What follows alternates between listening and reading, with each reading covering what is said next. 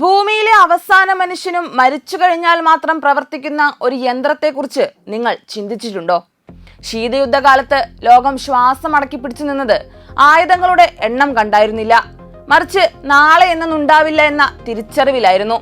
റഷ്യയിലെ ചുവന്ന മുറികളിൽ സോവിയറ്റ് ഭരണാധികാരികളുടെ ഉറക്കം കെടുത്തിയ ഒരു ആശങ്കയുണ്ടായിരുന്നു. അമേരിക്കയുടെ ഒരു മിന്നൽ പ്രഹരത്തിൽ റഷ്യ ചാരമായാൽ തിരിച്ചടിക്കാൻ പോലും ആരും അവശേഷിച്ചില്ലെങ്കിലോ? ആ ഭീതിയിൽ നിന്നാണ് ലോകം ഇന്ന് വരെ കണ്ടിട്ടുള്ളതിൽ വെച്ച് ഏറ്റവും ഭീകരമായ യുദ്ധതന്ത്രങ്ങൾ പിറവിയെടുത്തത്. അതൊരു വെറും സൈനിക തന്ത്രമല്ല, റഷ്യൻ മണ്ണിൽ തൊട്ടാൽ ലോക ഭൂപടം തന്നെ മായ്ച്ചു കളയുമെന്ന റഷ്യയുടെ അന്തിമ മുന്നറിയിപ്പാണ്.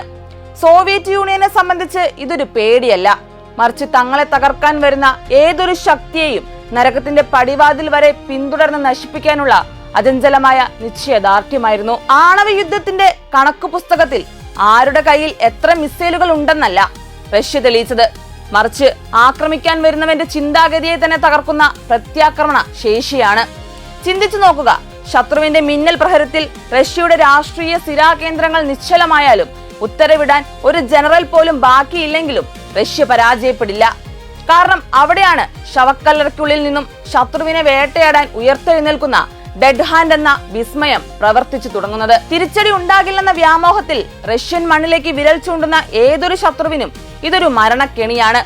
നേതൃത്വം ഇല്ലാതായാൽ രാജ്യം മുട്ടുമടക്കുമെന്ന് കരുതിയവർക്ക് മുന്നിൽ മനുഷ്യന്റെ സ്പർശനമില്ലാതെ തന്നെ സ്വയം യുദ്ധം നയിക്കുന്ന ഈ സംവിധാനം റഷ്യയുടെ കരുത്തിന്റെ അടയാളമാണ്. ശത്രു വിജയം ആഘോഷിക്കുന്ന ആ നിമിഷം തന്നെ ഭൂമിക്കടിയിലെ രഹസ്യ അറകളിൽ നിന്നും ആയിരക്കണക്കിന് മിസൈലുകൾ ആകാശത്തേക്ക് ഇരച്ചു കയറും. ഭരണാധികാരികൾ മരിച്ചാലും രാജ്യം കത്തി അമർന്നാലും തന്നെ തൊട്ടവനെ ചാരമാക്കാതെ റഷ്യ അടങ്ങില്ല എന്നതിന്റെ വിട്ടുവീഴ്ചയില്ലാത്ത പ്രഖ്യാപനമാണ് ഈ റിവെഞ്ച് ഫ്രം ദി ഗ്രേവ്. ശീതയുദ്ധത്തിന്റെ ആ വിറയ്ക്കുന്ന നിമിഷങ്ങളിൽ സോവിയറ്റ് യൂണിയൻ ലോകത്തിന് മുന്നിൽ തുറന്നു വെച്ച ഏറ്റവും വലിയ നിഗൂഢതയായിരുന്നു പെരിമീറ്റർ. പക്ഷെ പാശ്ചാത്യ ലോകം ഇതിനെ വിശേഷിപ്പിച്ചത് നട്ടലിൽ തണുപ്പ് പടർത്തുന്ന മറ്റൊരു പേരിലാണ്, ഡെഡ് ഹാൻഡ്. ലോകം അവസാനിക്കാൻ പോകുന്നു എന്ന് വിളംബരം ചെയ്യുന്ന, എപ്പോഴും ഉണർന്നിരിക്കുന്ന ഒരു രക്തദാഹിയായ AI സിസ്റ്റമാണിതെന്ന് പലരും കരുതിയിരുന്നത്. എന്നാൽ യാഥാർത്ഥ്യം അതൊന്നുമല്ല. അതൊരു വെറും കമ്പ്യൂട്ടർ ബ്രെയിൻ അല്ല, മറിച്ച് റഷ്യൻ മണ്ണിൽ ഉറങ്ങിക്കിടക്കുന്ന ഭീകരമായ ഒരു ഡൂംസ്ഡേ മെഷീൻ ആണ്. സാധാരണ സമയങ്ങളിൽ ഈ സംവിധാനം തികച്ചും നിശബ്ദമായിരിക്കും, ഒരു ഉറങ്ങുന്ന സിംഹത്തെ പോലെ. ഇതിനെ പ്രവർത്തിപ്പിക്കാൻ റഷ്യൻ ഹൈക്കമാൻഡിന് കൃത്യമായ ബോധ്യം വേണം. രാജ്യം ഒരു മഹാവിപത്തിന്റെ വക്കിലാണെന്ന് അവർക്ക് ഉറപ്പ് വന്നാൽ മാത്രമേ ഈ സംവിധാനം സജീവമാകൂ. ഒരു കമ്പ്യൂട്ടർ പിഴവോ അല്ലെങ്കിൽ വെറും ഒരു തെറ്റായ അലാറമോ കണ്ട് ലോകത്തെ മൂന്നാം ലോക മഹായുദ്ധത്തിലേക്ക് തള്ളിവിടാതിരിക്കാനുള്ള റഷ്യയുടെ അവസാനത്തെ സുരക്ഷാ കവചമാണിത്. ഒരിക്കൽ ഈ സിസ്റ്റം സജീവമായി കഴിഞ്ഞാൽ പിന്നെ തിരിഞ്ഞുനോട്ടമില്ല. സോവിയറ്റ് നേതൃത്വം മൊത്തത്തിൽ ഇല്ലാതായാലും ആരും കൽപ്പന നൽകിയില്ലെങ്കിലും ഈ കൈകൾ ഉണരും. ശത്രുവിന്റെ ആണവ മിസൈലുകൾ സോവിയറ്റ് മണ്ണിൽ പതിച്ചുവെന്ന് റഡാറുകളും സെൻസറുകളും സ്ഥിരീകരിച്ചാൽ മനുഷ്യന്റെ ഒരു സ്പർശനമില്ലാതെ തന്നെ ആകാശത്തേക്ക് അഗ്നി തുപ്പുന്ന മിസൈലുകൾ കുതിച്ചുയരും. അക്ഷരാർത്ഥത്തിൽ റഷ്യയുടെ ഹൃദയമിടിപ്പ് നിലച്ചാൽ ലോകത്തിന്റെ ശ്വാസം നിർത്താൻ കാത്തിരിക്കുന്ന ഒരു അദൃശ്യ ശക്തിയാണിത്. ഡെഡ് ഹാൻഡ് സജീവമായാൽ അത് റഷ്യയെ കേൾക്കാൻ തുടങ്ങും. അതായത് രാജ്യത്തുടനീളം വ്യാപിച്ചു കിടക്കുന്ന സെൻസറുകളുടെ ഒരു വൻ നെറ്റ്വർക്ക് പ്രവർത്തനം ആരംഭിക്കും. ഈ സെൻസറുകൾ ഒരു ആണവ സ്ഫോടനത്തിന്റെ സൂചനകൾ തേടും. അതിശക്തമായ പ്രകാശ മിന്നലുകൾ, ഉപരിതല വികിരണത്തിൽപ്പെട്ടുള്ള വർധന, ഭൂകമ്പത്തോട് സാമ്യമുള്ള ശക്തമായ ഷോക്ക് വേവുകൾ, അന്തരീക്ഷ സമ്മർദ്ദത്തിൽ സംഭവിക്കുന്ന അസാധാരണ മാറ്റങ്ങൾ, ഇതെല്ലാം ഒരു ന്യൂക്ലിയർ ആക്രമണത്തിന്റെ ഫിംഗർ പ്രിന്റുകളാണ്.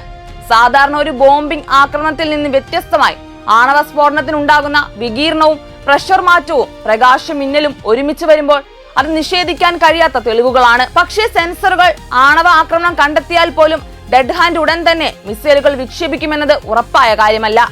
അതാണ് ഈ സംവിധാനത്തിന്റെ ഏറ്റവും ഭീകരമായ, അതേസമയം ലോജിക്കലായ ഭാഗം. സിസ്റ്റം ആദ്യം ചെയ്യുന്നത് ക്രെംലിനിലേക്കും ജനറൽ സ്റ്റാഫിലേക്കും ബന്ധപ്പെടാനുള്ള കമാൻഡ് കമ്മ്യൂണിക്കേഷൻ ലൈൻ പരിശോധിക്കുക എന്നതാണ്. ഈ പ്രധാന കമാൻഡ് സിസ്റ്റം റഷ്യയിൽ കാസ്ബെക് എന്ന പേരിലാണ് അറിയപ്പെടുന്നത്. ഡെഡ് ഹാൻഡ് ചോദിക്കുന്ന ചോദ്യം ഒരു ലളിതമാണെങ്കിലും അതിന്റെ അർത്ഥം ലോകാവസാനമാണ്. മോസ്കോ ജീവനോടുണ്ടോ?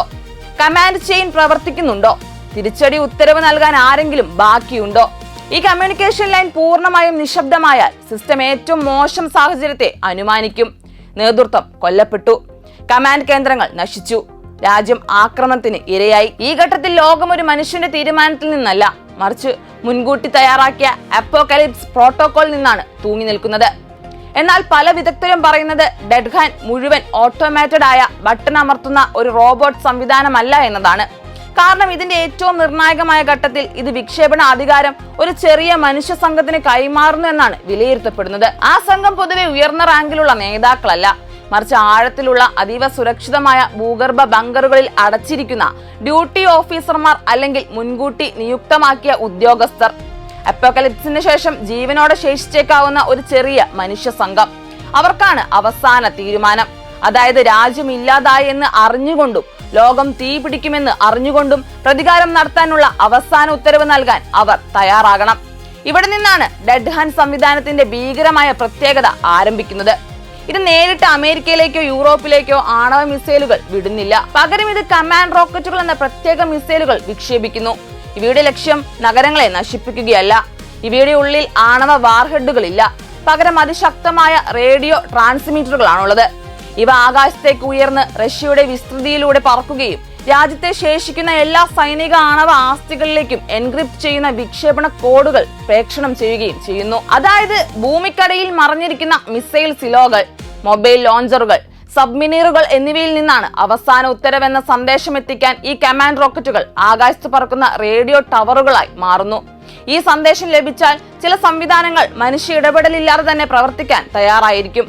കാരണം ആണവ യുദ്ധം നടന്നാൽ സിലോകളിലെ മനുഷ്യ സംഘം മരിച്ചിരിക്കാം, റേഡിയേഷൻ മൂലം പ്രവർത്തനരഹിതമായിരിക്കാം, അല്ലെങ്കിൽ കമ്മ്യൂണിക്കേഷൻ ലൈനുകൾ തകർന്നിരിക്കാം.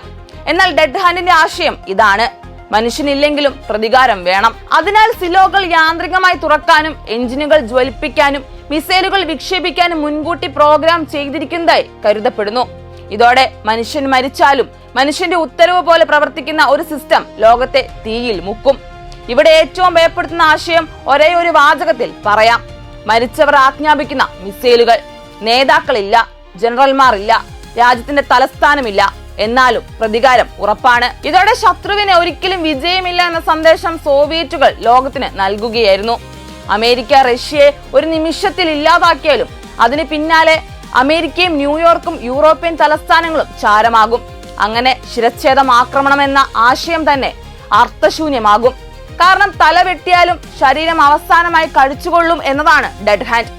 ഡെഡ് ഹാൻഡ് സംവിധാനം യഥാർത്ഥത്തിൽ നിലവിലുണ്ടോ, ഇപ്പോഴും പ്രവർത്തിക്കുന്നുണ്ടോ എന്നതിൽ ലോകത്ത് ഇന്നും ചർച്ചകൾ തുടരുന്നു. കാരണം ഇത് ഏറ്റവും രഹസ്യമായ തന്ത്രപ്രധാന സംവിധാനങ്ങളിൽ ഒന്നാണ്. എന്നാൽ പല റഷ്യൻ ഉദ്യോഗസ്ഥരുടെ പ്രസ്താവനകളും ചില സൈനിക ചരിത്ര രേഖകളും പാശ്ചാത്യ ഇന്റലിജൻസ് വിലയിരുത്തലുകളും ഇത് ഒരു ഘട്ടത്തിൽ പ്രവർത്തനക്ഷമമായിരുന്നു എന്ന് സൂചിപ്പിക്കുന്നു. അതായത് ഇതൊരു മിത്ത് മാത്രമല്ല, മറിച്ച് ശീതയുദ്ധ ഭീതിയുടെ തീവ്രതയിൽ പിറന്ന ഒരു യാഥാർത്ഥ്യമാണ്. ഇതിന്റെ ഏറ്റവും വലിയ പ്രത്യാഘാതം ഒരു സൈനിക തന്ത്രം മാത്രമല്ല, അത് മനുഷ്യരാശിയുടെ ഭാവിയെ തന്നെ ബാധിക്കുന്നതാണ്. കാരണം ഇത്തരം ഒരു സംവിധാനത്തിന്റെ സാന്നിധ്യം ലോകത്തെ സ്ഥിരമായി ഒരു അദൃശ്യ ടൈമറുള്ള മുറിയിലേക്ക് മാറ്റുന്നു.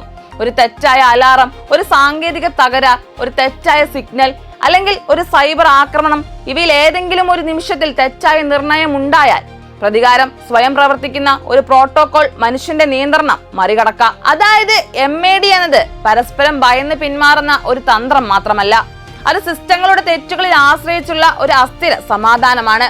ഡെഡ് ഹാൻഡ് എന്ന ആശയം നമ്മെ ഒരു വലിയ ചോദ്യത്തിലേക്ക് എത്തിക്കുന്നു. സുരക്ഷ ഉറപ്പാക്കാൻ ലോകാവസാനം ഉറപ്പാക്കുന്ന സംവിധാനം നിർമ്മിക്കുന്നത് യുക്തിയാണോ? സോവിയറ്റുകൾക്ക് അതൊരു തന്ത്രപരമായ നിർബന്ധമായിരിക്കാം. എന്നാൽ മനുഷ്യരാശിയുടെ കാഴ്ചപ്പാടിൽ അതൊരു ഭീകരമായ വൈരുദ്ധ്യമാണ്. സമാധാനം ഉറപ്പാക്കാൻ ലോകം അവസാനിപ്പിക്കാൻ തയ്യാറാകേണ്ടി വരുന്നു. ജീവിക്കാൻ, നശിപ്പിക്കാൻ തയ്യാറാവണം. ഇതാണ് ആണവ കാലഘട്ടത്തിന്റെ ഏറ്റവും കറുത്ത പരിഹാസം. അതിനാൽ ഡെഡ് ഹാൻഡ് ഒരു യന്ത്രമല്ല, അത് ശീതയുദ്ധത്തിന്റെ മനോഭാവമാണ്. മനുഷ്യൻ ഭയത്തിൽ നിന്ന് നിർമ്മിച്ച ഒരു അവസാന ഉറപ്പ്. റഷ്യ കത്തിയാലും പ്രതികാരം നിലനിൽക്കുമെന്ന ഭീഷണി. പക്ഷെ അതോടൊപ്പം ലോകം എന്നും ഓർക്കേണ്ട ഒരു മുന്നറിയിപ്പും: നാം ഒരിക്കൽ നിർമ്മിച്ചാൽ പിന്നെ നിയന്ത്രിക്കാൻ കഴിയാത്ത ആയുധങ്ങളാണ് യഥാർത്ഥ ഭീഷണി. ശീതയുദ്ധം അവസാനിച്ചുവെന്ന് ലോകം കരുതിയാലും ഭൂമിക്കടിയിൽ ഇപ്പോഴും ഉറങ്ങിക്കിടക്കുന്ന ചില സംവിധാനങ്ങൾ മനുഷ്യരാശിയുടെ വിധിയെ ഒരു ബട്ടൺ ദൂരത്തിൽ നിലനിർത്തുന്നുണ്ടാകാം.